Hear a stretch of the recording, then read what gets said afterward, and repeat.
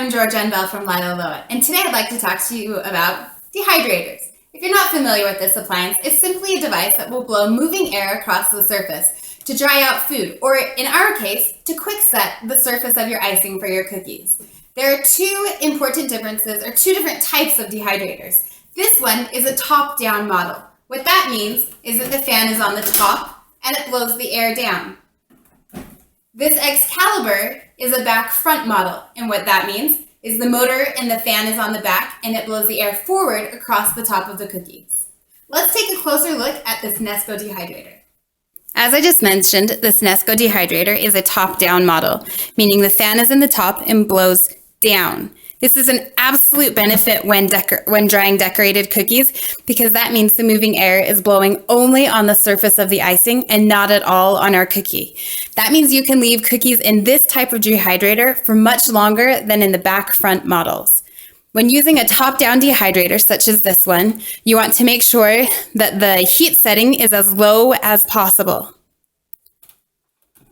You're going to place the cookies on the rack and then cover it with the lid. You might be able to tell from that, that's actually one of the cons to this model, having to use one hand to remove and cover while using the other hand to place your freshly decorated cookies on the other stack. Be careful not to accidentally dip the top of the dehydrator, scraping off the icing. I have done that many times in the past. The other thing is if you want to rotate these trays, you'll have to take them off a few at a time, holding or setting it down next to it, holding it in one hand or setting it down next to it before you remove another tray to add more cookies or to switch them out. One last thing about this Nesco dehydrator, this model at least, I'll have links in the bottom for the two different dehydrators that I use. But this model dehydrator, although cheap and a great dehydrator to begin with, it doesn't have an on and off switch. So as soon as you plug it in, it's turned on. The Excalibur is definitely my favorite of the two dehydrators. Let's look at the settings real quick. You see that you can choose the different temperatures, and again, we're going to want to make it the lowest possible temperature. So when I turn it on, I will turn this just barely until the fan is moving.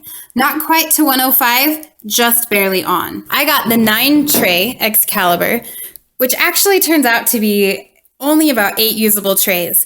This top tray is about half the distance between trays as the other trays below it. You can see this is barely fits underneath it. And typically when I ice cookies, a lot of times if there's more than one layer, it won't fit and it just scrapes the icing off. So I usually avoid using this top tray altogether. You see these trays slide in and out easily. You can place another cookie on top, grab the whole tray, decorate, slide it in all with one hand. You don't have to close the front of it. Sometimes I do, sometimes I don't. Something about this back front dehydrator though, as I mentioned with the top down, this fan is blowing across from the back to the front, like I said. But that means it's blowing not only on the surface of your icing, but also underneath on the cookie itself. To combat this, I actually purchased some dehydrator trays. These are a cheap, generic brand of dehydrator sheets. Again, I'll have the link for you. You just put it on there like parchment paper. It's easy release. It's silicone like your baking mats. And you just put it on, and that way the air only goes across the top of the cookie, allowing you to leave the cookie in the dehydrator much longer. If you're using this dehydrator without the sheets, I would recommend not more than 15 to 20 minutes in the dehydrator to set your icing. And if you're doing multiple layers, you have to be very careful not to over dehydrate your cookies or they will dry out. But if you use these sheets, then you can dehydrate them for up to an hour or an hour and a half, even in a fairly arid environment without causing your cookie to dry out. The thing about these generic sheets, they're a little thin, so I just like to put a couple of cookies in the back corner to keep them from flapping around.